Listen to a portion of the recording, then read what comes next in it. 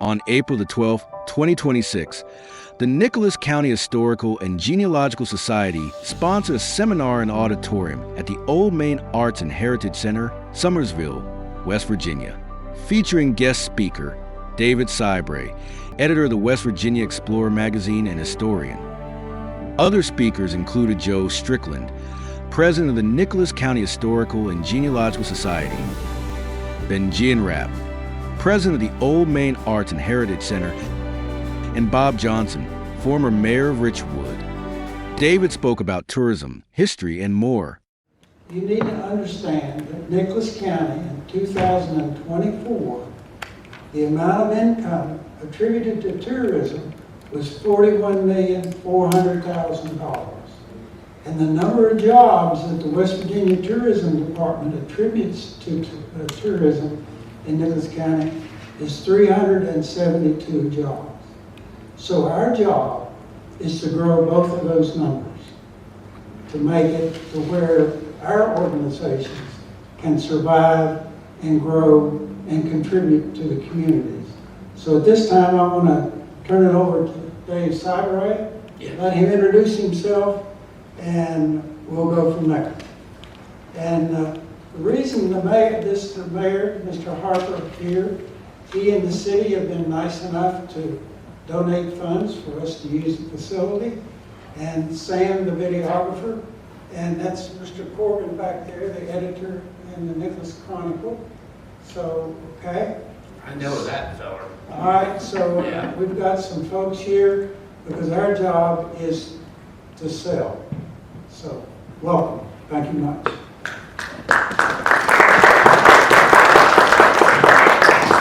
Well, and it is kind of to sell, and I am a historian, but I'm here to talk about the economics of West Virginia and the economics of Nicholas County, which you all know more about. I am going to be preaching to the choir, but perhaps we can all, perhaps I can help figure out the song that we're singing.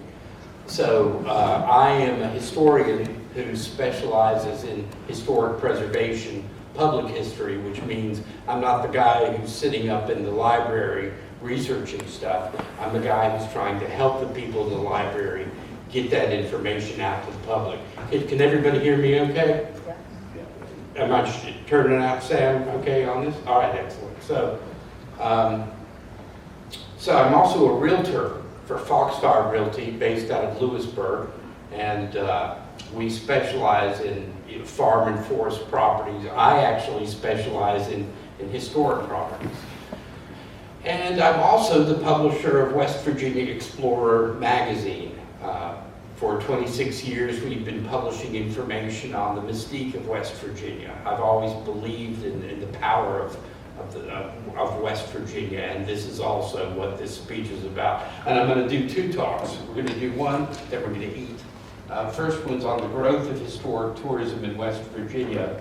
The second is on the why invest in historic resources. You all are very sophisticated in this kind of investment, and this is an example of it surrounding me. Part of the goal of historic preservation is not just the nostalgia of it all. It's economical. It's practical. Instead of building a new building, there are times that it's better to look at putting money into an old building. Obviously, you would never be able to build a building like this ever again, not as long as, in this current situation here and anywhere in the world. It's just the craftsmen aren't here. So, heritage tourism, and again, I'm heavily involved in tourism, but heritage tourism is focusing on the experience and the history, culture, and traditions of a place. I know we all know this, but it's the first slide, so I'll repeat it.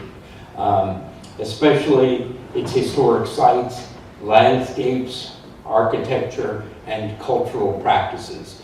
And by cultural practices, perhaps I might mean a ramp feed, which we had one at Hawk's Nest on Saturday. people coming to West Virginia often don't know what a ramp feed is. So I'm so glad to be able to help them discover that, and that titillates them. It gets them involved. It's something that they don't find anyplace else. So I've included a slide not of Nicholas County or the Gorge, but of a lighthouse, because I wanted to express this. Heritage tourism is the largest sector of the tourism market in the U.S. and really nationwide. 70% of all leisure travelers engage in historic activities. The reason I chose this is because when I'm talking about heritage tourism, maybe I'm talking about going to the beach. Going to Hilton Head is a place I love to go. When I go to the beach, I'm going for the beach itself, but every day at some point I'm going to go to see a lighthouse, or I'm going to go to have I'm going to go to the crab shack, because I want to get that local meal in. And that is heritage tourism. And that's what happens with heritage tourism. When people come here, yeah, they may be going whitewater rafting, which is a heritage activity because you're seeing old ruins along the way. But they're also doing things like eating out at the local restaurant, and they're trying to find out more about who we are as a culture here. And that is something, I hate to say it this way, that they can cash in on. It works. Heritage travelers travel more frequently. They're always on the road. Every weekend, if they're not in where we are, they're in their neighborhood, traveling around, eating out. It's just the nature of heritage travelers. They spend more money and they stay longer. And I've seen that dozens of times when I've been working with people who are touring our area. They get hooked and they decide to stay another day. Well, we decided to stay another day. It's great if you're in the lodging business, which is a big way to make money off of heritage tourism. So West Virginia is ideally suited to this. Now, I know we all know that West Virginia is in a day's drive of more than half the U.S. population. We hear that again and again. It's still true, but I say it because it is vital to what's going on. It's easier to get here than it ever was before. And we have this attractive mountain landscape that's already bringing people here. That's a huge reason they're coming. More than 2.8 million visitors at the New River Gorge in 2024, according to the National Park Service. But not everybody visiting here is going to the national park. They're coming here. They're all over the place wandering around. So I'm going to guesstimate, don't hold me to it. I can sign some sort of documentation to let me out of it, but I'm thinking that we have more like 3 million people here coming annually. Visitor spending tied to this tourism base in West Virginia exceeds $100 million in the state, according to the state Department of Tourism. And the other important thing is it's preserved by economic decline. A lot of what we still have, that authenticity that people want, is still here. I know it was tough, but it still exists, and we can bank on that. And this is the other part of that is, again, visitors want authentic experiences. Anybody using AI, I know you are. Yeah, so it's become a part of our lives. It is artificial intelligence. It's artificial. And I know people are getting very tired of living in that world of made-up stuff. Well, they can come here and find something very unartificial. They find us, and we're authentic. And I can tell you as a realtor, when people come and I show them around, something that impresses them is that people will look them in the eyes and they will shake their hand. And, you know, we're not always easy immediately to get to know, but once you get to us, and it only takes a few seconds, they love that. You don't find it everywhere in the big cities. So that's an advantage that we have, is that we ourselves are authentic. You know, visitors often imagine that that mountain folk, that we live some sort of magical lives, and I think we actually do. But it's something you see again and again across the world. In England, you know, people would go to the Scottish Highlands because they believed that somehow up in the mountains were these magical people who knew some secrets about existence. In the Scottish, the Swiss Alps, the same thing was going on. Here in Appalachia, people talk about the mountain witches and this lore of some magic that comes out of the mountains. So that's something else that we can bank on. Worldwide, mountain areas attract people. So we have these advantages working in our favor. Heritage tourism development. My next talk is going to be about investing in our historic resources, using Main Street programs, historic districts, using those things to seek funding to develop. The thing about heritage tourism, it's relatively inexpensive. Now, again, I know that you're putting tons of money into this building. It's obvious, and it just has to be, but you couldn't otherwise build a building like this and have a building like this if it wasn't already here. So it's just a practical matter of being able to bank and invest in what you've already got. When you're looking at tearing down a building, you're not only looking and rebuilding, you're looking at the cost of landfilling, you're looking at the cost of the demolition itself, and then rebuilding. So often, not all the times, but many times it is more practical. You know, it's not romantic, it's not nostalgic, it's just practical to take an old building and fix it. Heritage tourism is also government funded. Now, there's a lot of different funding sources for a lot of different things, but the Department of the Interior, through the National Park Service, the Department of Commerce, have lots of special programs designed to help people maintain these historic resources, especially in downtowns and national historic districts. These historic districts that many of us, most of you guys are historians, I believe, like so much. And I'll get to it in a little bit, but we developed these, well, I say we, I wasn't around in the 60s to develop this stuff, but there was an understanding that these old downtowns were bankable, and commerce had gone out to the interstates, commerce had gone on to the to new business models outside of the downtown. The question was, what do we do with these funky old downtowns? And so the Department of Commerce, the Department of the Interiors, the National Trust came up with programming and funding for these downtowns. And that funding really required that you've got the money, you just have to bank on the architectural integrity of those downtown buildings. And also, this just happened, the State Preservation Office is now under the Department of Tourism. So that was that was not a normal thing to happen, but it happened.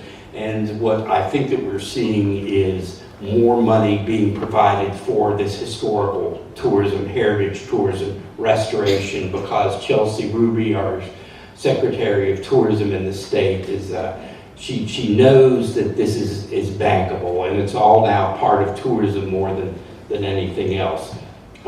This is important. I'm an entrepreneur. I'm running 3 businesses. I don't know how.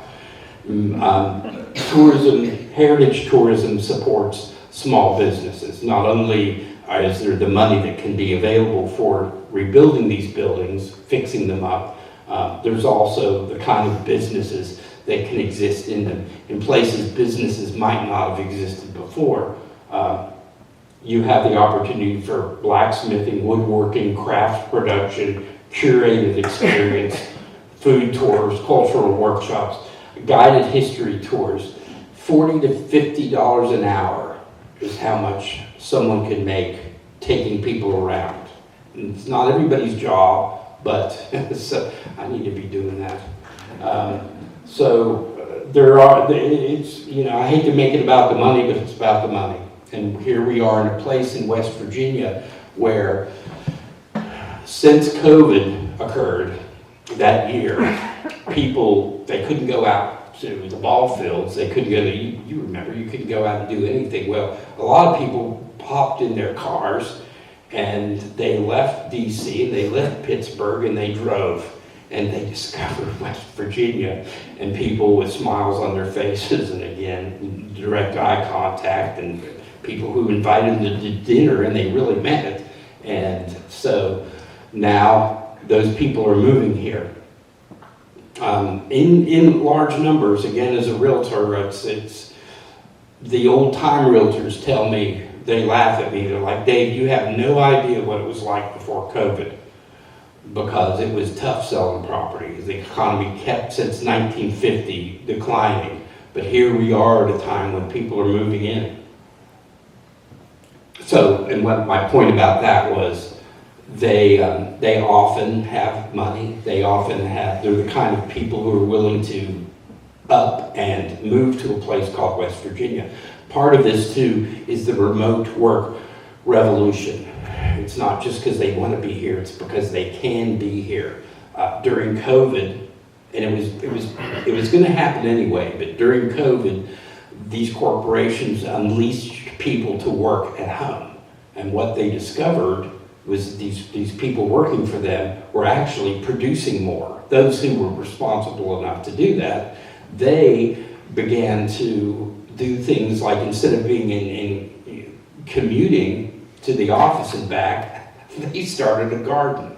And if you all who do gardens know, that's a mind-healing enterprise. So the corporations, many decided it's time to go ahead and let people work where they want to and live where they want to, and many of them wanted to live here.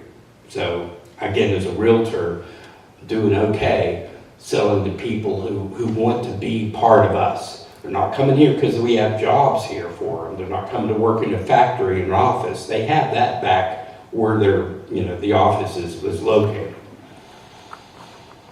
So heritage tourism also builds on existing investments. This is Roanoke, the market, just over the mountain, over the border. Instead of, again, requiring major new infrastructure, you're leveraging what's already here. And again, you all know, I know that, because I look at Summers County, I'm from Beckley, by the way, so I'm up here a lot, but you all are sophisticated compared to what's going on in a lot of areas, so that's bankable too, the fact that as a community, you all know what the potentials are. This, I think, is important. Strengthening the community pride. I see so many people and they're not proud or they don't know their history. And it's often younger folk. And I think that as we go forward, getting younger folk to understand who we are as a people and what we have is going to be vital. Because, I don't know, some of us are aging, and somebody's going to have to take over eventually. So us using heritage tourism to strengthen people, to get them to understand, that's, I think, economically vital. And again, in a state where many towns have faced hardship, this new sense of identity can become important. You know, I'm on social media a lot, Facebook. And what you all may know, it's full of geniuses. The people on Facebook know everything. They talk all the time, always sharing good knowledge. But I see so many people who are, I think most of us are probably very community-minded people, or we wouldn't be out at this event. So getting, again, other people who feel downtrodden, they don't get it. That's the matter. They don't actually, I think, get it, but they could. It's hard to teach adults to do anything. It's the old dog, new tricks thing, but it can happen. And I think that, again, when we go into a town and we see something like Old Main that's more, that's being fixed up, they feel, without us teaching them, they feel better about what we're doing. I've got a bunch of gobbledygook here about the business insights. It's just information that I pulled from Fortune magazine. This is Old Town Alexandria.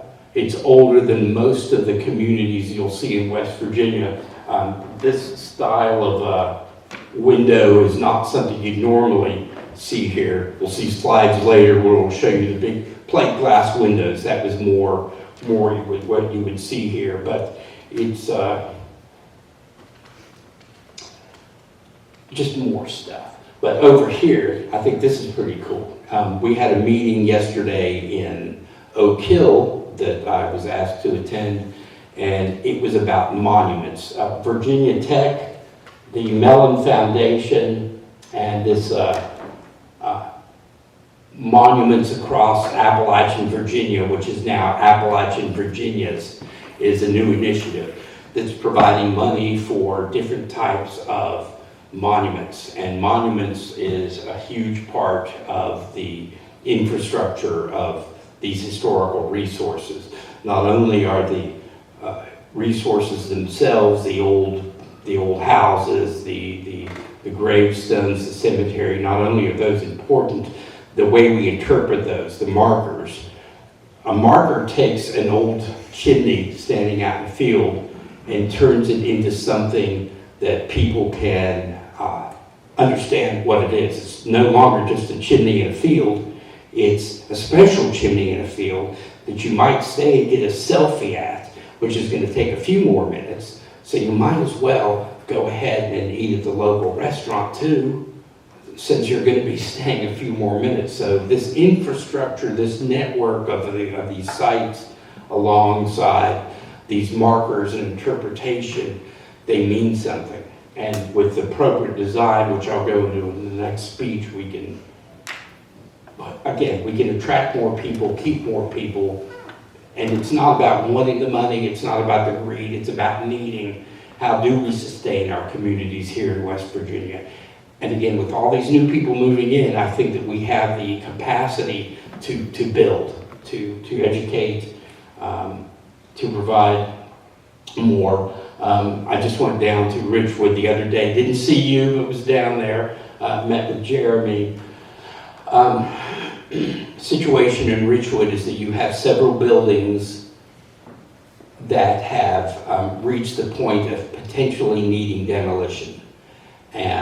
But you run into a situation which I'm familiar with as a realtor, in which when you have, I don't have a good picture, but you know what it looks like when a building is gone on a streetscape. It's like a broken tooth. And like many people with broken teeth, you know, you kind of look a little strange, and you might be smart, but that broken tooth just messes you up. It doesn't, that intelligence doesn't convey with the broken tooth. So you can see a decrease in property value around buildings. It can be that harsh, even if you put in, and you want to try to fit in a garden or something in that space if you can. But in the meantime, I'm trying to work on building a system of funding facades. So even if the buildings come down, we use engineers to engineer maintaining the facade. It's done in many, many places.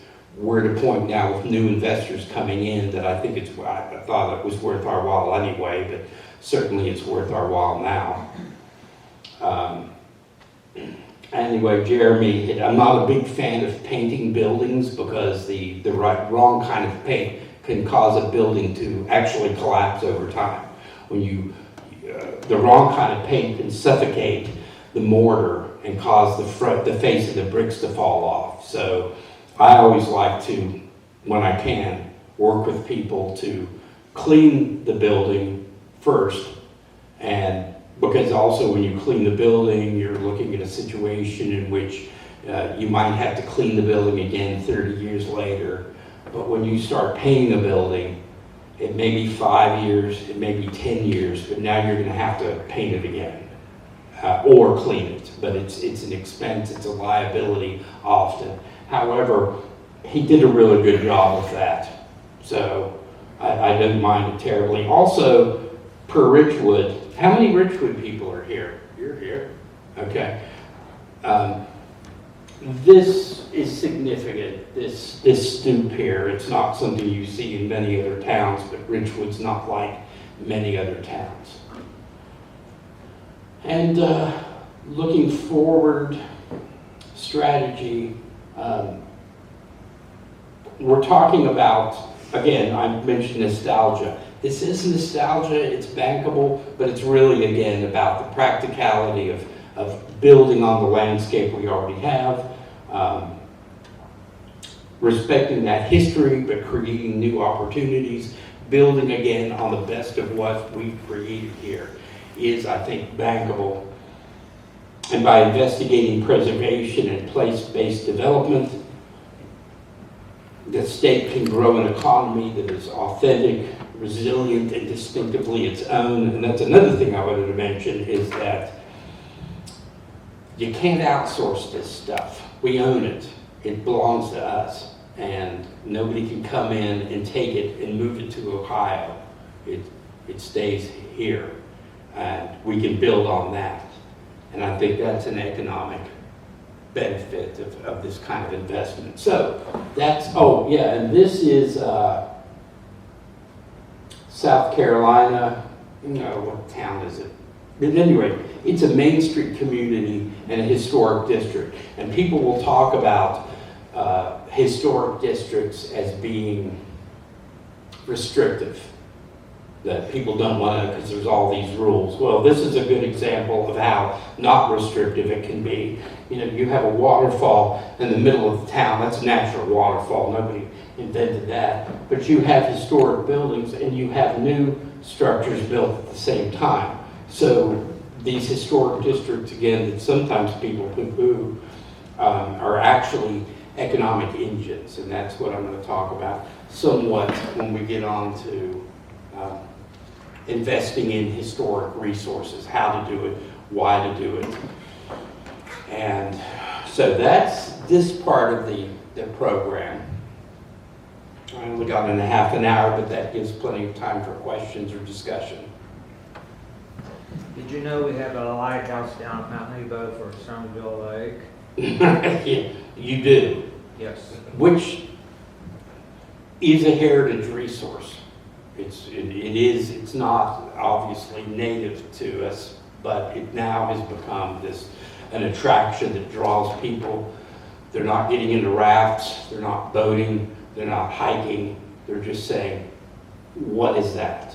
we better, can you go up in it still? I mean, I haven't been up in it. Summertime. Yeah, in summer. It's a registered FAA navigational device. Really? Yes. I guess it would have to be. So anything else I can help you all with at this point? Do we have any questions for him, please? And I'll be eating, so you can talk to me over there. Okay, thank you, sir. Dave, thank you very much. Let me just take a few moments once more to sort of have a few introductions and get a little history, primarily so Dave will understand what we have and what we need to merchandise. As I told you, this is sponsored by the Nicholas County Historical and Genealogical Society. That organization formed in 1982, 44 years ago, by a lady who this auditorium is named after, Wilma Dobro Stannard Richardson. And she was a 1940 graduate of this high school. Okay, so right after she got out, she started teaching and she married her boyfriend, Mr. Richardson, and World War II come along. So he ended up in World War II, he was a German prisoner of war in a Stalag.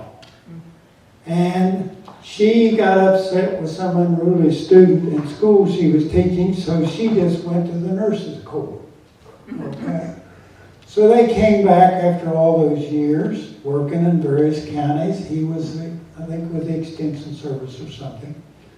So they moved back home. She used to be down on the Stenard Cemetery is down on Rock Camp Road. And if you look back in the history, guess what? There used to be a Stenard Groves store here where the city just took the building down and put a parking lot. So we've got history. So anyway, she gets very instrumental along with others in the organizations who worked, Ann Murphy Campbell, who is still living. So those people, they organized this. So from there on, the rest of the history here are our children.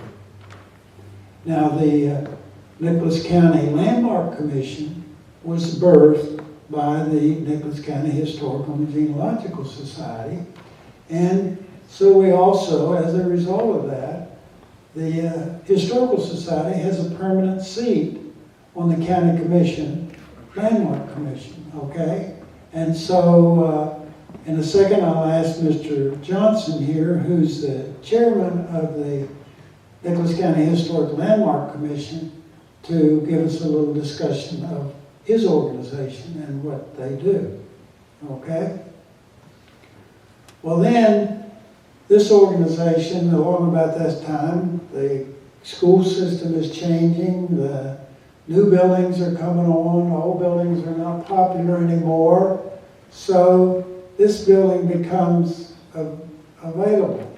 Well, in 1990, Wilma and other folks involved and formed the Nicholas Old Main Foundation. And the Nicholas Old Main Foundation has under it the Old Main Arts and Heritage Center. And so the organization was formed in 1990, and in 1994 they finally got a hold of the building and it became part of the Nicholas Old Main Foundation. The building had deteriorated to the point that, if I remember right from some of the pictures, you'll find the plasters down on the floor, completely deteriorated. And so the group of people from the 1950s through the 60s and 70s, that group of graduates, they have kept it going. So as you see what's going on here, and also, in just a second, Benjean Rapp, who's the current president of the Nicholas Old Main Foundation. But the problem is that you need to remember what Wilma did. In fact, she lived to be 94 years old, and in her last year before she passed away, the state of West Virginia made her a history hero. So, to me, history is something that's important to all of us. And history has to be a business if it's going to survive, because there's a lot of us who are caretakers of our spouse or our immediate family or even adult children. And so we have to find a way to make this thing survive and grow. So with that, our organization has, in that 44 years, we've been through a lot. We've had a historic landmark house registered, the Hamilton House. We had the Nicholas County Historic Museum. Well, over the years, the house deteriorated. One of the agreements, it turns out, when you read the fine print, if we didn't keep it and maintain in its original condition, the heirs got it back. Well, wasn't too long ago, the heirs held up their hand and said we want it back, because it's one of those facilities, probably takes $20,000 a year to maintain it and operate it. It wasn't ADA friendly, so the steps going up, you couldn't get a wheelchair in it and all that other stuff. Now, a lot of folks in this room who are members of the Nicholas County Historical Society helped this progress and do it. It was a 1,200 square foot house. It had all kind of artifacts in it from way back yonder, broke beds, all those other things. had a room full of documents, historical documents, family histories that would rival the Hacker Creek Library, okay, which you're very familiar with, and also the Upshur County Historical Society, which has a big facility in Buchanan. So the point of it is, as you look at those organizations, they will have survival issues too, because some of them are currently stay at home and run by heirs. So anyway, so we had to move out. The Nicholas County Board of Education agreed to let us use their facilities to store. The William and Patty Bright Foundations helped us fund money. The Barbara and Rodney LaRose Foundation helped us money. The city at that time, Robert Schaefer, was very instrumental. They provided monies. And the Nicholas County Commissioner Gary Roberts provided monies. And my family put some monies in and took $7,000 to move the museum. So the museum and all its contents are across in the maintenance building over here.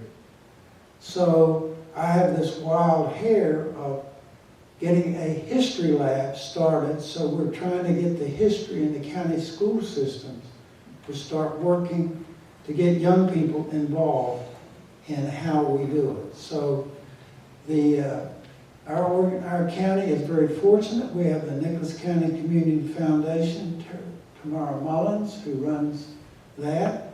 We have Sarah McDowell, who is the Summersville Convention and Bureau. We have the Mount Nebo St. Patrick's Day Parade, who are all creating money to help us and other organizations in the counties to support the efforts, not only historical but otherwise. So there's a lot of money. And the other thing of it is there's not anybody baking any more pies of money. So Nicholas County has been fortunate to this point that we have some people who are baking some more pies, like the St. Patrick's Day Parade and Nicholas County Community Foundation. And as Dave has said, we have to explore those other financial sources in order for us to maintain. This building takes $25,000 to $30,000 a year just to keep the lights on and keep the air conditioning running. So we've got a team of folks who write grants, building and grounds committees, budget committees. We're out there searching all over the United States for funding. So it's a challenge, and what we have to do is create businesses that bring here and help us maintain, support, and grow. So I'm going to turn the speaker over here to the first child, Bob Johnson here, who is also going to talk to you about an affiliated organization, the Nicholas County Performing Arts, Nicholas Performing Arts, okay? And then when he's through, I'll ask Benji to talk about Nicholas Performing. Thank you, Joe. Joe is a valued member of the Nicholas County Historic Landmark Commission. I've chaired it for the last several years and was a member before that. But what we do is to compile extensive lists of the historic properties in Nicholas County, and we maintain those files in a small office opposite the courthouse here in Summersville. What we also do is provide unpaid advice to people who are owners of historic properties who want to preserve them. We don't have that chest full of money, but we do have the resources to direct people into the funding mechanisms and the organizations that do exist out there. When I was mayor of the city of Richwood, whenever David was talking about historic districts, I was successful in listing and having named to the National Register of Historic Places a good portion of downtown Richwood is now an historic district that we established in 2001. Through a grant through the State Historic Preservation Office that David also mentioned, we were successful in applying for and receiving grants to do another large chunk of the city of Richwood east of the current landmark boundaries, up to and including Park Place area, for those who are familiar with Richwood.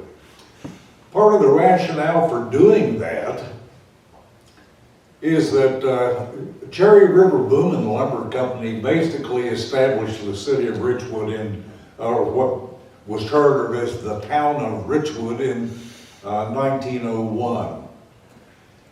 The superintendent's residence is a multi-story, gorgeous structure on Park Place in Richwood, and it was heated by steam radiator heat through a 1,000 feet long pipe that ran from the boiler at the main mill. Okay, so those kinds of oddball things should be known and should be remembered because it is unique history. Something else that David mentioned too also sparked a comment. How many of you pull up to a business location or other location to find the big rocks that keep folk from pulling onto the lawn, okay? Nicholas County Veterans Memorial Park has, by count, I know I've counted them, by count 22 of those big ugly boulders that borders the main drive that keeps folk from pulling onto the lawn. Amy Walker, our current Nicholas County WVU Extension 4-H agent, is also a member of the County Parks Commission. And they came up with an idea called Rock the Landmarks Project, and our historic organization is promoting and facilitating that process. Speaking of selfies, the intention is we're going to have local artists do a landmark somewhere in Nicholas County, depicted on that big boulder. Folks can then do a selfie at Veterans Memorial Park, then go to the landmark site and take another selfie and be eligible for a contest for small prizes. We hope to have that up and running just a little later this year. And Amy is working now to retain the artists locally to do the painting on the rocks. Okay, so that's an oddball thing, but it helps that tourism promotion in the process. Yeah. Do you have questions of me? We do have part of the grant funding from the State Historic Preservation Office was the creation of a website. So nchistoriclandmark.com is our new website. And on it, we explain what we do. I also make sure that every meeting agenda, every set of meeting minutes is also posted on that website, so that if you can't attend the meeting, you can always read what happened on our website. Any questions? Also want to mention that I spent 4 years on this stage and graduated from this structure in 1967. And so whenever a new organization was formed to book and keep busy this old stage, I jumped at the opportunity. So I now chair the Nicholas Performing Arts Council Incorporated, We were formed in July of last year, and we have an upcoming performance on Mother's Day matinee, 4 o'clock in the afternoon. My dear friend Doris Fields, also known as Lady D, will be performing her one-woman, two-act play that she wrote many years ago on the life of blues legend Bessie Smith. So I would love it if you'd check one of our posters, do the QR code on it, and you can buy tickets straight from the poster. Joe, thank you. Yes. I got a question over here. Yeah? Oh, me. Yes, ma'am. I was just curious as whether you had, one of the things that I've talked about with the Fayette County Historical Society is that in order to build membership and interest, they needed to develop programs or activities that attracted families with small children.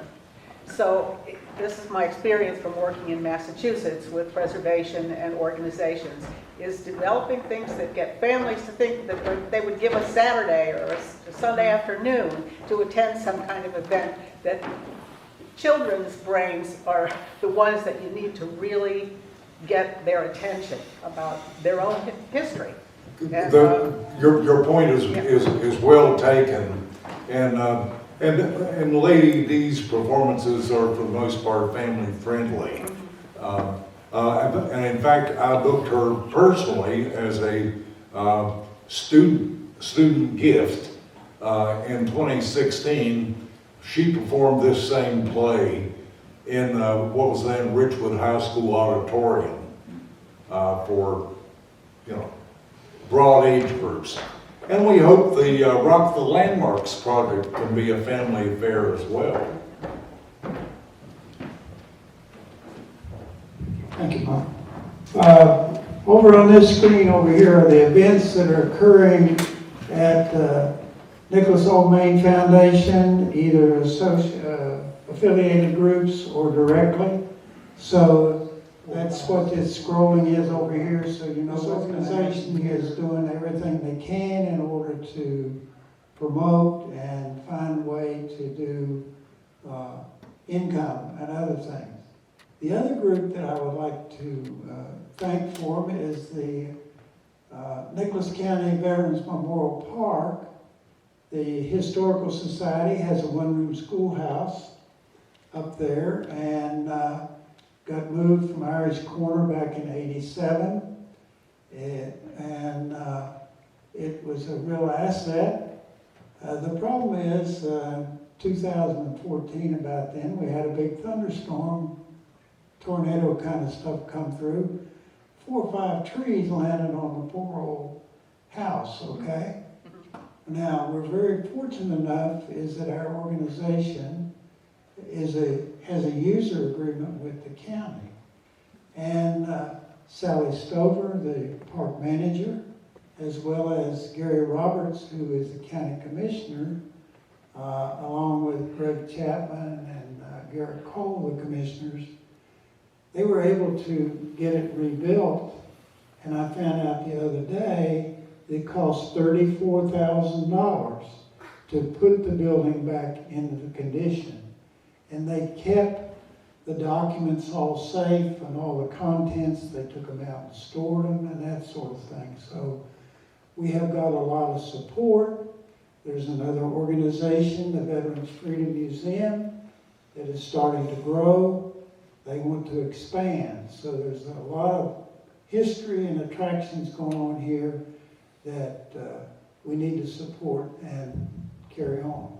So at this time, let me introduce you to Benjean Rapp, the president of the Nicholas Old Main Foundation, and let her give a little talk or how she wants to before we take a break.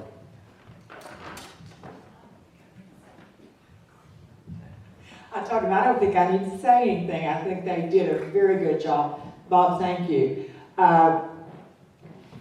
Joe is on the Old Main Foundation, and I see Charlene Perry here and Bert Gross. Is there anybody else from the foundation here? Greg and Gina Skeens are here. We have a volunteer group that work very digitally. Can you pronounce it now? For this building. This building was built in 1913. I heard a gentleman asking about it. The first graduating class, I think, was 1914. The last class to actually graduate was 1978, 79, and then it went on to the new high school, and this became a junior high. And for a few years, they did that. And yes, when you talk about the building, my understanding was there was trees that had grown up in it, and it was in a very bad state of disrepair, and they were looking to actually tear it down. And if I'm not mistaken, $1 is what it was purchased by. But let me tell you what, it's taken a few million to keep it going. And that is the thing that we look at is grants. We do not have sustained income. We do rent 4 building rooms downstairs, but other than that, all of our income comes from donations, from grants, from the events that you're seeing here. We rent out the auditorium, and we are very proud of this building. It will only continue to grow and to get better. We ask you to come and join us. We have a foundation that we work together quite well. There is a lot to do, and a lot of people need to be volunteering to be able to keep it going. We have different teams that do different things within this organization. So at this time, we've got about a 15-minute break. I think, David, is that okay? And I'm going to go back to David. We've been friends for many, many years. We were together at Athens, so I'm very pleased to have you here with us. So if you need to take we have water and cookies back in the commons area, which is the old library. And if you need to go take them downstairs, I think he told you the restrooms are on both sides of the downstairs steps. Joe? One other thing that Bob is the chairman of the board of directors of the Appalachian Forest National Heritage Area, which is a 14-county area, which includes Nicholas. It's 18 counties. 18 counties, a couple of counties in Maryland. And so they have a big office in Elkins and the Darden Mill. So his organization is one that we can use because they have access to some funding.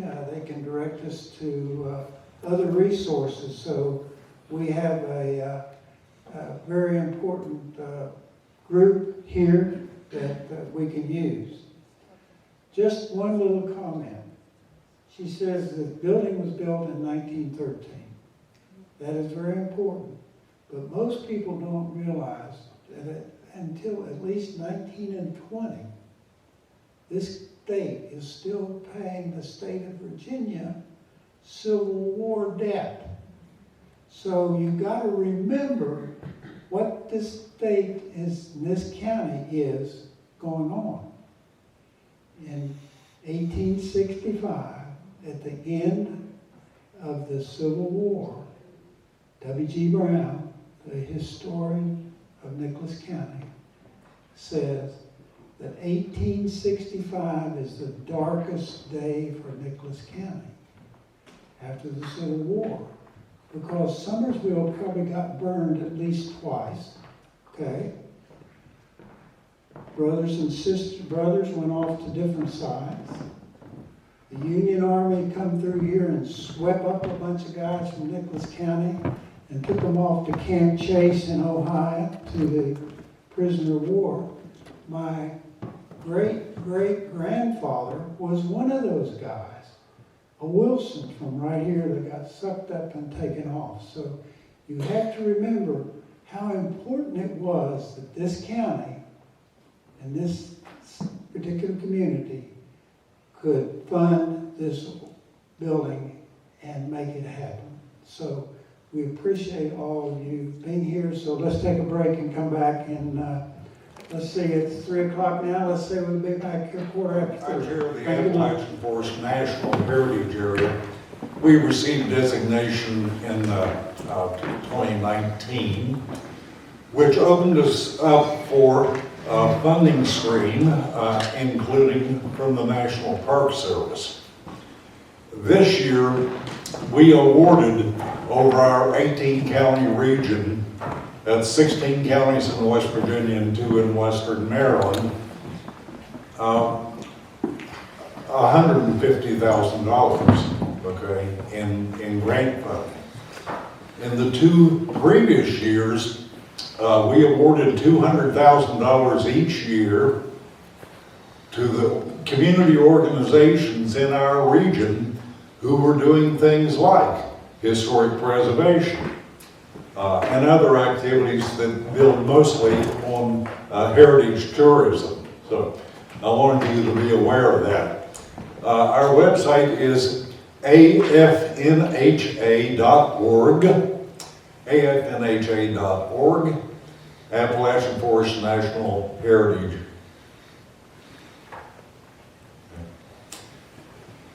And I've been affiliated with that group for more than 20 years now. Joe, thank you. All right, I'm going to turn it back to Dave, okay? Thank you. So, we get more into some of the detail here. Have you got me in camera there? Thanks, man.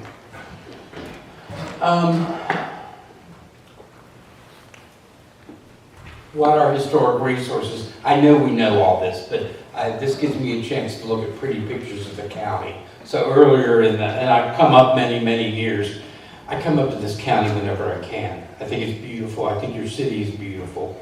I love Richwood. It's fantastic.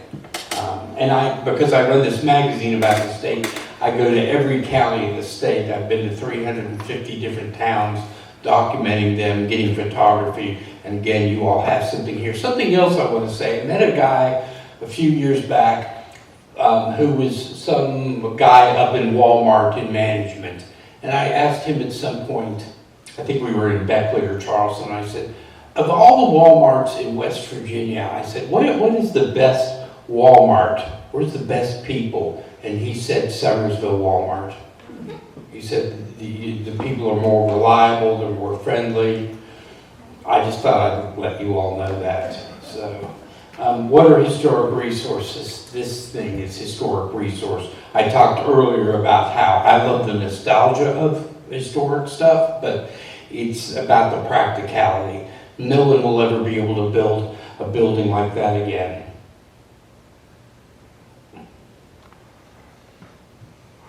The two ladies who just left here. So what are historic resources? Structures and landscapes, certainly. But the Laura and Pam who are sitting back there are Tyree descendants. And I had been selling this property, the Tyree Tavern, down at Anstead. And, yes, ma'am. I'm a descendant. Oh, you're a Tyree too? Yeah, my maiden name is Tyree, yes. The William Tyree, his brother John, is the one that came to Nicholas County in 1845, and that was my great-great-grandfather. I've gotten to the point that I can actually remember all these ties somehow, because it's interesting to me. Man, those Tyrees, you all got around. Tara Tyree came and talked to an event we had, or the assessor down in Fayette County, great gal. So, but the Tyree sisters, or these two sisters, came down. Dr. Scott Keffer had asked me to sell this house for him. And I said, yeah, I like a challenge. And during COVID, Laura was Googling around, sitting in the house in San Francisco. Her other sister is from Cape Cod, and or from near Boston. And she said, hey, this place that our great-great-great-great-grandfather had, that they couldn't believe existed. And so they came down and looked at it, and they said, we think we want this. And I said, sign here, initial here. And they called their kids, and they said, there's no inheritance left.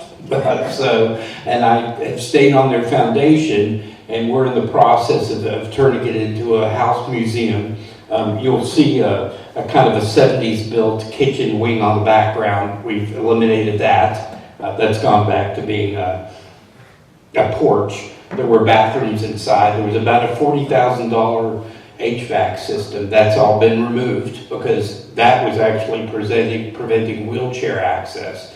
So the sisters believe that it's worth it for them to give back to West Virginia by preserving this house, establishing this foundation, and trying to find a way to perpetuate that. And again, what I may be talking about somewhat is how do we make this stuff perpetual? Oh, I wanted to mention this too. This was another, this is the Penn Springs Hotel. We found a buyer, and so our price tag of $2 million didn't scare them off. They're putting in $10 million now.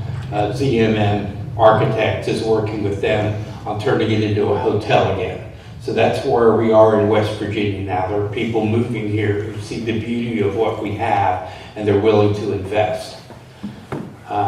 And I just love that house. I don't know the history of it, but I can tell you back in the 70s, coming from Beckley, going to Uniontown, our car broke down and my mom was driving, and so we went to the gas station next to this house. But somebody hopefully can tell me afterwards where this house is, which is downtown, what its history is.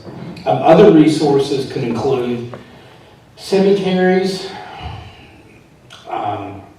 old roads. Certainly there's the Carnifax Ferry Road going down to the ferry in the park, and monuments and markers themselves. I don't know what this stone wall is. It may have been built for the park, it may have been something else, but all these little things add up to making a landscape that is investable, especially now with tourists coming in and new people coming in.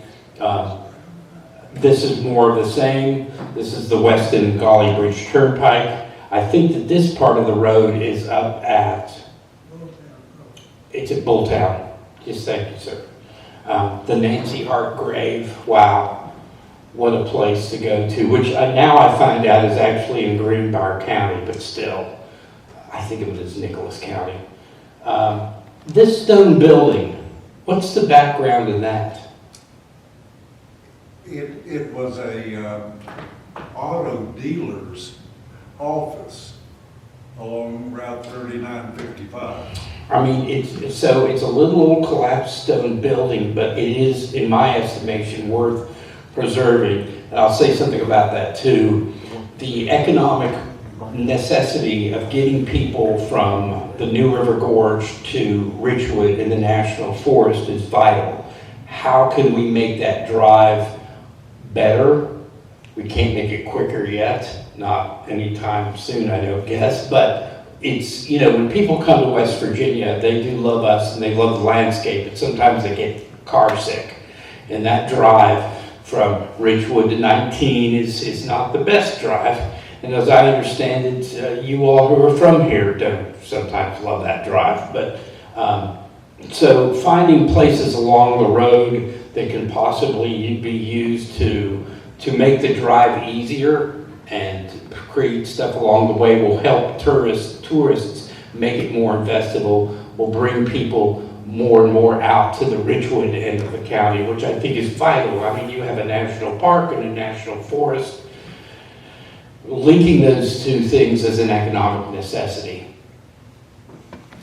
So, the Beaver Mill, which I didn't know existed, and what a fantastic, did you know that this tree fell on it? Not until yesterday. Okay, all right, I'm just glad. I went out there. Apparently the house next door, Johnny Paycheck lived in. That's the story. That's a good story, and I like a good story. You know, I tell people I don't believe in ghosts, but I believe in ghost stories. They're great, and I'll sit around campfires and tell some myself. I don't understand what that is, but it's cool. That was Mike's knob fire tower from the forest that was dismantled and moved as a training site for Ridgewood Volunteer Fire Department for the guys to run hoses up multi-story buildings. Cool. Well, it may not be historical, but it is a heritage site. I know people who go through Ridgewood, they're fascinated to see so much about the town, but they see that and what in the world is that? And I also have somewhere here the one up at Nettie, and you know, the concept is how do you make Nettie a place that heritage-wise that people are like, oh, I remember that town. It makes it more attractive. It makes the drive more attractive for both new residents and tourists. And is everyone familiar with this building out on Old Nicholas Road? It's got a cabin inside it. I don't know much about its history. Our group, one of the groups I sit on the board of, the Preservation Alliance of West Virginia, we've provided money to help sustain that structure. We've also provided, and I don't know what capacity, money for you all here. So, did you know that, Jean or Joe? No. I'll have to go back and look at our books. I just came across that this morning. I wish I had a picture of the interior of the bank building downtown. I've got this one this is in Hinton, the Otter and Oak hardware, Otter and Oak, it's a coffee shop and clothing store.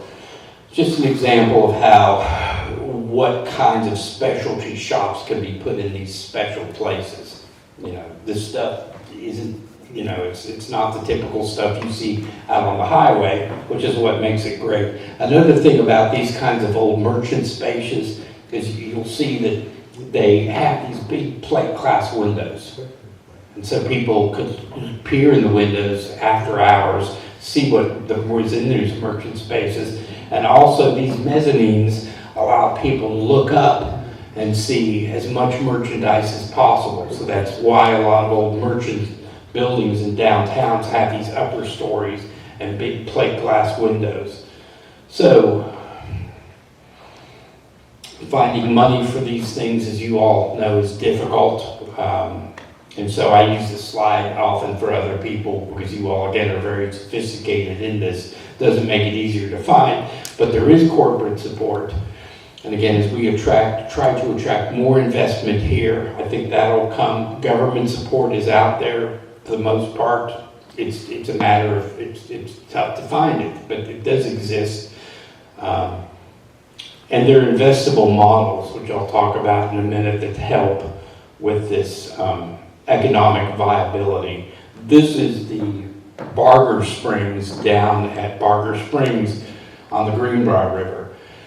And it's a place that I'm helping now with just restoring the spring, trying to use government funding to see if we can clean the spring out and actually make it viable as a place people can collect water. Another heritage activity is filling up water, even if it's sulfur spring water, which I've gained a bit. I like the taste of it.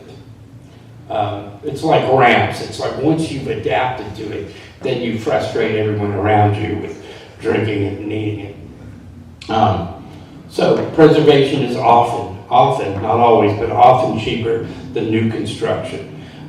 You don't have to worry about, reusing existing buildings. The land acquisition costs isn't there. You don't have the demolition costs or the disposal costs. And the price of new materials right now is very volatile, and it always had been, but now post-COVID, the price of everything is going crazy. So the community benefits because you already have most of the materials on site. Also, rehabilitation is labor intensive, which means the labor's not happening in Japan or China, it's happening at home. So it doesn't require a lot of materials, so more money stays in the local economy. I didn't get to meet him, but the contractor, the crew chief for the two Tyree sisters who were here earlier showed up. And this is it's contracting, it's building, but we're I can tell you in this business of saving structures, we're having to train more people to do this kind of work, local craftsmen and artisans, because what had happened was this is expanding. People are moving here, they're fixing old buildings, but we didn't have the craftsmen. So groups like mine, the Preservation Alliance, we're working to train these people. So we'll have local people who can take these jobs on. Because otherwise, some of these people were having to bring in craftsmen from Ohio and Virginia and putting them up in hotels, which does keep our hotels busy, but it'd be best to have some local people doing this. And then again, preservation shifts spending from global supply chains to the local labor markets. So again, I'm here to talk to you all about the money of preservation, the economics of it. Historic landscapes outperform. They experience slower decline and downturns. They recover faster after recessions, and they maintain premiums because of scarcity and character. This is according to the National Trust for Historic Preservation. Residential property prices that are on the National Register can increase up to 9 to 12%. Local historic districts with architectural controls, architectural review, which a lot of people don't like. Richard Grist hates the fact that he owns a building in a historic district. And yeah, they can tell him not to turn, that he has to go through this process to get a new doorknob to make sure it's just right. But he loves the fact that he's in a historic district, one of the most valuable real estate areas in the state. So he's just a tangle of loving and hating it. But the situation is, again, being in a historic district, when that historic district is going full-on gangbusters, gives you, increases the viability. This is Capitol Street in Charleston, which is, again, one of the high rent districts in the state. Heritage tourism, as I mentioned earlier, means higher spending. Historic heritage travelers stay longer, spend more, seek local goods and dining. I did mention interpretation, making sure that you have signage up, plaques that turns places that makes them even more special, even more bankable. Without interpretation, it might be cool, people are passive. When you do have interpretation, you've got extended engagement, return visitors, words of mouth, people taking selfies, saying, ooh, did you go see this rock? Ooh, did you go see this old chimney or the ruins of this mill? Even if it's a mill ruin, it's still a mill ruin. Yes, again, this interpretation converts static assets into revenue streams. Public incentives generate returns. So in the National Historic District, you're in the historic district there. Do you all have a National Historic District in the downtown here? I can't recall. No. But, okay. So in a historic district, the federal government will pay 45% of the cost of a new roof or foundation fixes or new windows.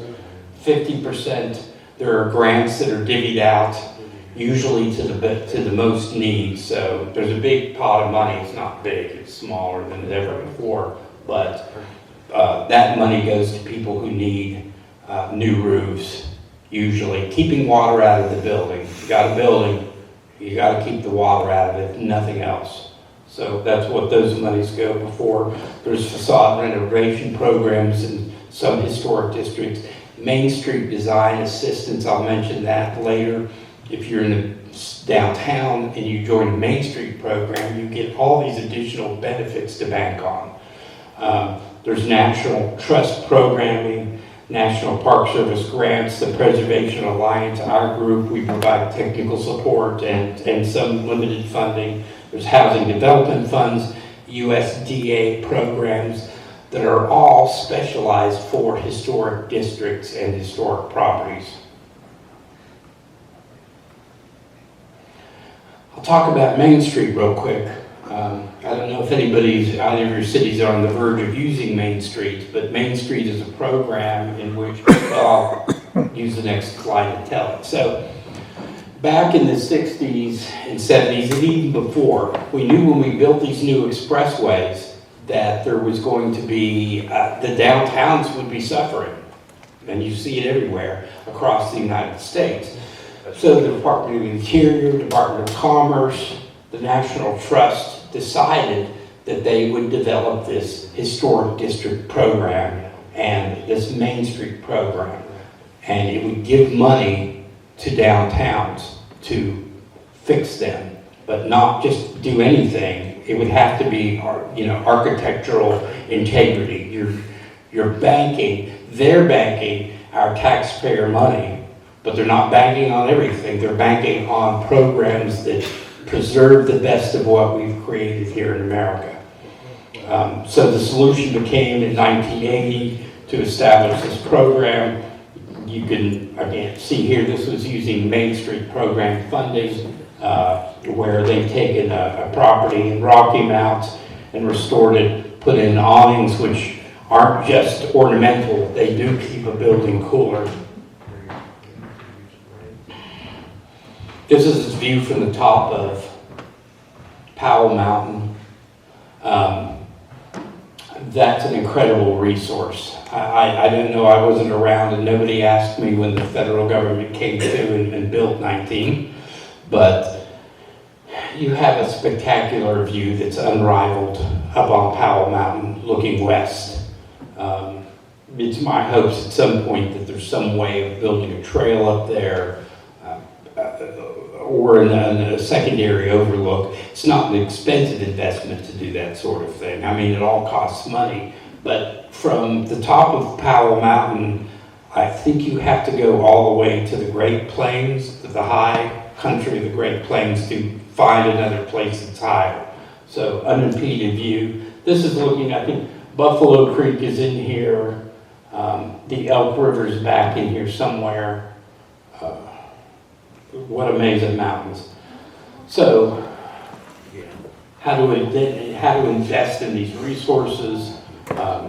Before we go into the money, there's the documentation of the site, making sure that we know why the site's important, what it is, identifying why it matters, and identifying what must be preserved and what can change. A clear statement of significance that guides every decision. You all know this property. I don't know what's going on with it, but it's an interesting, it's called Carpenter Gothic or Victorian Gothic. And some of this kind of mode of architecture has these double twin peaked roofs, which it's one of those things I obsess with. Establishing a viable plan for these resources. So this is called Days Rock. It's down near Hinton on the New River. A soldier, a scout, carved his name and initials. It exists. 1862, John Day, atop this little waterfall. And so certain groups they're debating now, the Historical Landmarks Commission, the Historical Society, and the Convention and Visitors Bureau, what to do with this. Some people say, let the rock be covered again and let people forget about it so they won't destroy it. I admittedly like the idea of making more money. So finding a way to preserve this rock, create access. They're worried about vandalism, and vandalism is a worry. But I think that most of the time, if you develop a site like this, bring more people there, there's going to be less opportunity for vandalism. And now we have game cams and all kinds of ways to monitor who got to a rock. It's a big enough rock that would be really difficult to move, but if you had enough beer and the right machinery, you could get that rock moved. So in this case, they're looking in Summers County at how to preserve this rock potentially, how to create it as a historical landmark that tourists will visit. Designing It takes money to enlist the help of architects and landscape architects, but we do have other people who are knowledgeable in this field who aren't those, and we can educate ourselves on how to care for these historic landmarks. This is the grave of John Hinton as it looks now. This is the grave of John Hinton, and I used AI to put this hedge behind it and to build this. This is about the cost of installing that. And luckily, once I had put this out there, we had somebody come forth and said, yeah, I'll pay for it.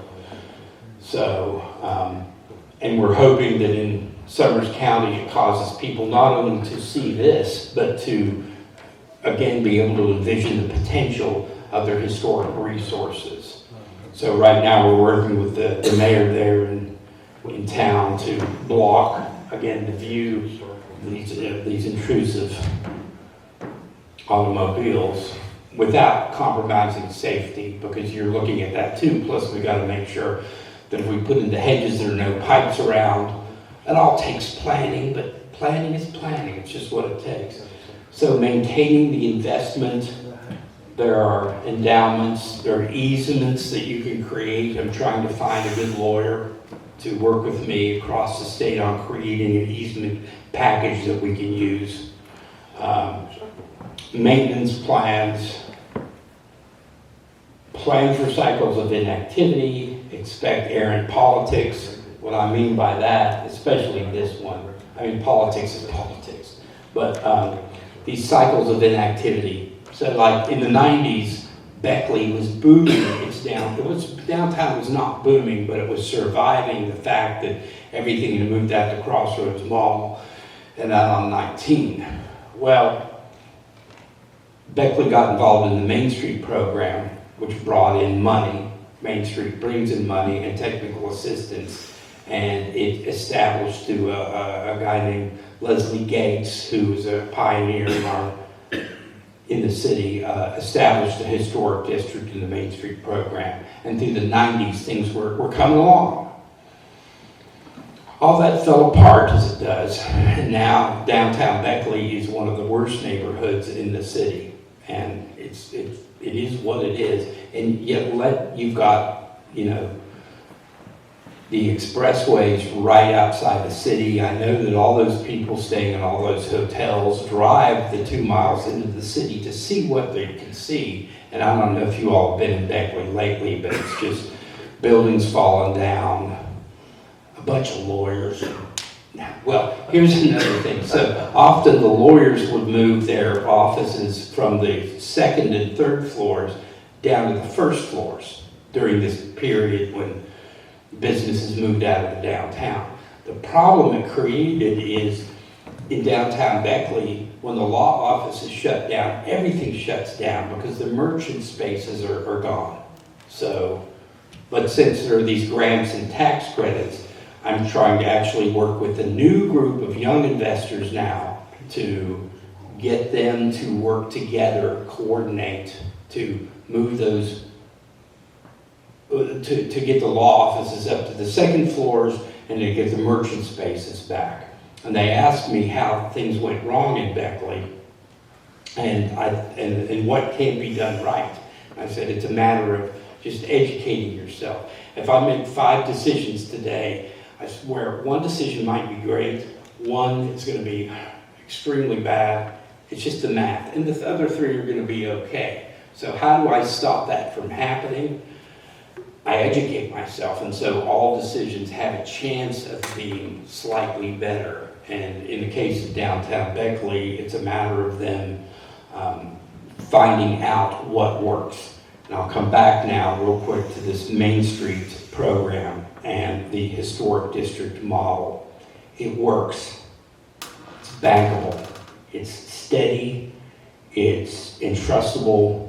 We know that when the Main Street programs are working, the historic districts, if they have architectural control, are working, the cities thrive. They don't always do great, but they do better than trying scattershot. Well, we'll try this and we'll try that. So knowing what works, educating ourselves, ends up with situations like this where you can see where that was a garage and still can be, but there's a thriving coffee shop operating in it. It's in a historic district. Now that we have AI, we can do design concepts at home. This is a historic district in Charleston, and I went on and I told AI, ChatGPT, I think, I said, take, I forget what street in Hinton this is, but I said, colorize this black and white photo and put in some modern cars and people, and it gives us a clear idea of what, if restored, this section of downtown Hinton would look like. So, and that helps, again, inform people as to what the future might be. Crumperneck Bend, I don't know who's responsible for keeping that clear, and it costs money to do all of this stuff, I know, but just being able to work with an arborist to take down as many trees as possible. If you take down every tree, you're gonna end up with more multiflora rows again, so that doesn't solve the problem. But carefully figuring out what we need to remove to open up that dramatic view again. And that wall is just so, I mean, they just don't build walls like that anymore. Looks like it's got some problems, but it's still standing. I mentioned earlier the potential problem with the route between US 19 and Richwood, how to get more people enjoying that route. And I'm not recommending anything here, I'm just saying that's so beautiful. That doesn't exist in so many other places. And I came down the road and I was like, I gotta get a picture of that, because everything has that integrity. Not much has been changed. So I'm always thinking as I drive around, as you all might, what is important about this particular view? When you hear people talk about, well, that can't be done and that old house needs to come down. Luckily, we're in a place now in our history where new people are moving in. There is a way to save these houses. And that's a good example of one that I know people might have said, you'll never save that place, but you know what? Look at that thing. That's incredible. Here's the building that we're looking at the idea of. That was New Star Theater. The New Star Theater. And so it's slated for demolition. I don't believe I can possibly do it. I think the pipeline is too far along. But there are methods of saving these structures just by using the correct engineering to basically form a series of baskets around this, take down the building behind, leave this standing, reinforce it, put hedging in here, or just an entrance into a parking space or a garden. And then, again, I'm a realtor. This is real estate to me. So I'm like, save that. Let me find somebody to build a building behind it. I don't expect it to happen yet, but if things continue to move upward as they're doing now, a building like this does have potential. This again is some of the places you can go to for money, but this is something I wanted to talk about. It's a program I'm working on along US 60. You all remember how fences used to be in the high country. So similarly, what I was talking about is the situation with the road over to Richwood. How do we make that even more attractive? It's, oh, you got to take that route. One way is to look at, again, the cultural landscape. And the idea, I've been working with some folks in Fayette County who have some large tracts of wood, and black walnut is good for this. A lot of people thought it was chestnut, but black walnut survives longer than chestnut, isn't often used. So by finding the right people to harvest this stuff, kill it, and set it, and you don't even need to do that with this stuff, you can end up putting these fences back. It's still expensive, but The matter is, it creates a cultural landscape, and that's something that we need to think of on 60, where you're into the situation where people come in from out of state, and they, 60, it's windy as all get out. So again, it's a matter of thinking about how to make a landscape that's more accommodating. That's one of those AI pictures people were doing a few months ago. If you need me, you can reach me through my magazine, or through Foxfire Nation, or through the Preservation Alliance, and there's my number. But since I'm a realtor, I've got plenty of cards to throw out. And that's my spiel. Do you have any questions for him on this topic? Well, thanks very much. Let me say one more thing here before I let him finish up.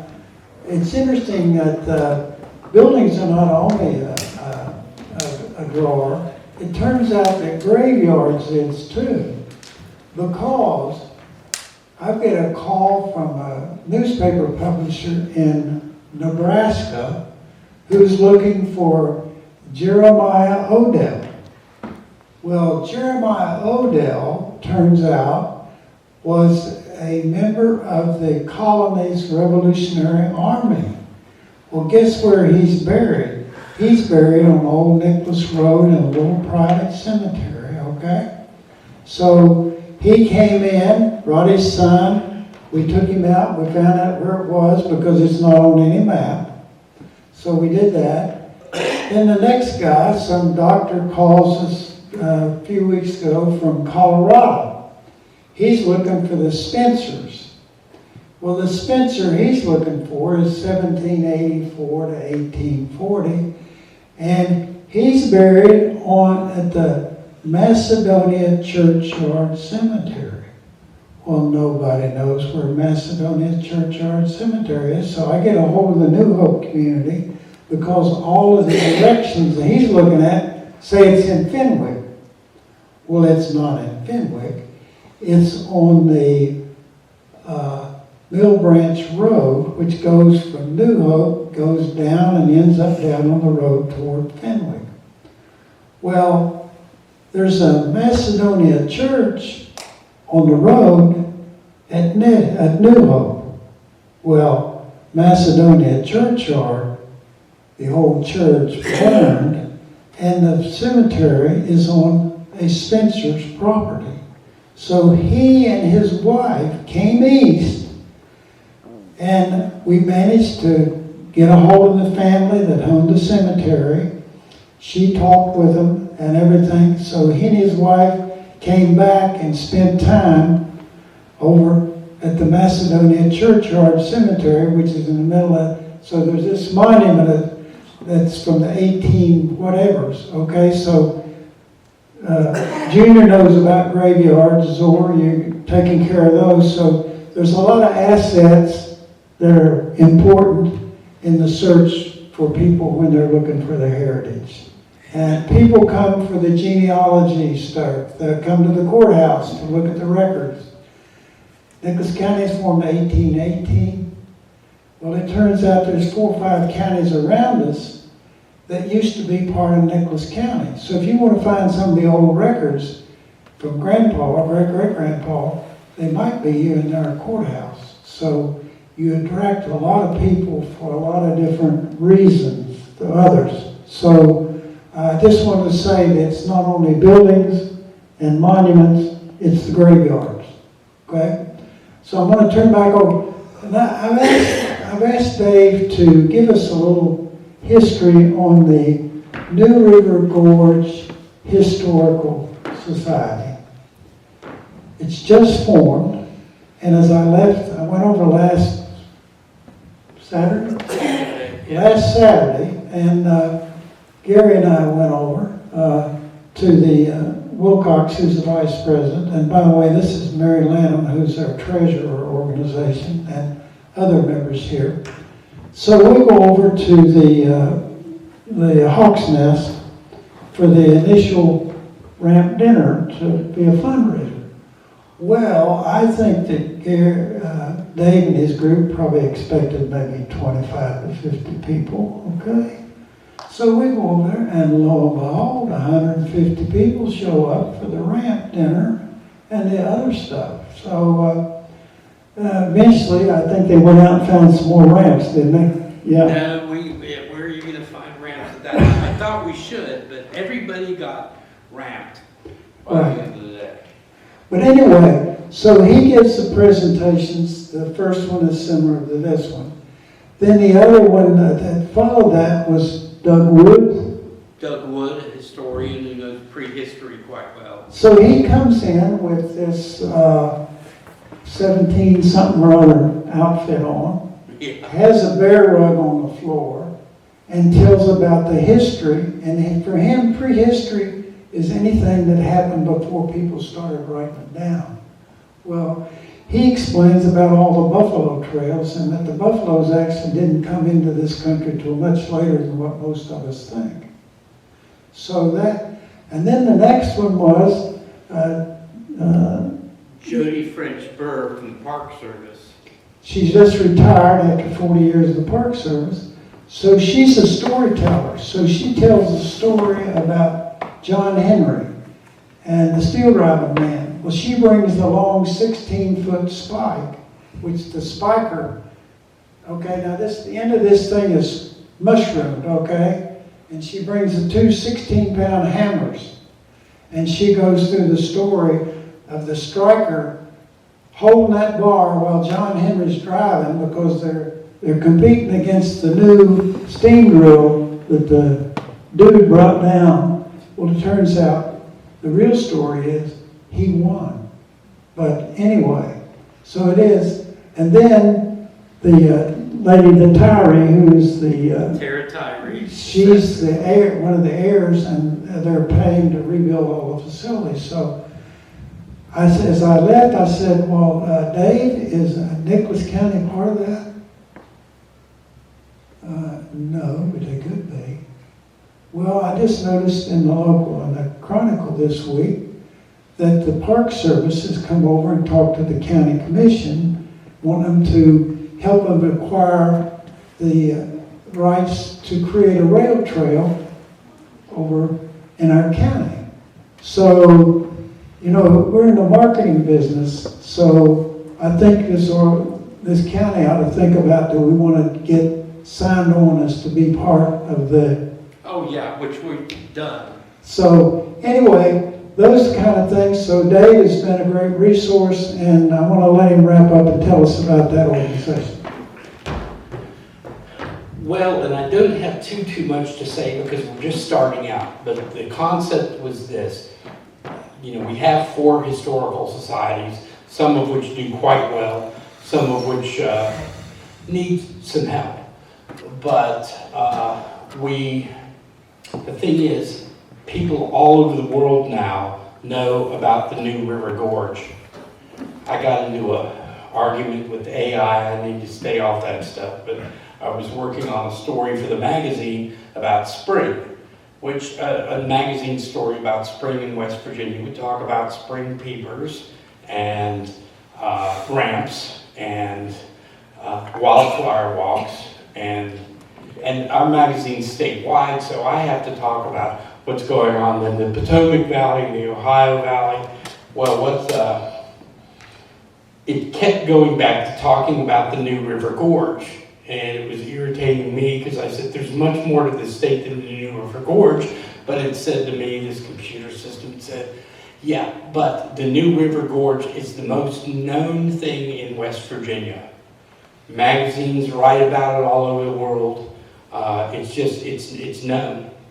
And it occurred to me, this happened more organically, but it occurred to me, well, if we establish this, we can establish a New River Gorge Historical Society that can bring in money, that can partner with Summers, Raleigh, Fayette, Nicholas, Monroe, Mercer, whomever needs it's near enough the New River Gorge.